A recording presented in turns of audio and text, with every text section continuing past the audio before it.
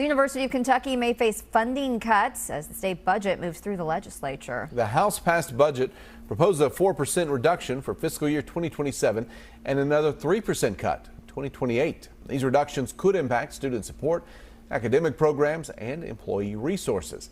In a letter to campus, UK President Eli Capilouto says proposed cuts, quote, may directly affect our ability to provide the same level of support, education, research, and other essential opportunities. That state support, the first dollar in, we consider it the most important. It's the engine that fuels what is now a nearly $9 billion enterprise that creates jobs, powers the state's largest healthcare system, and supports one of Kentucky's largest employers. University leaders say the budget is not final and they will continue advocating during the remaining 2 months of the legislative session.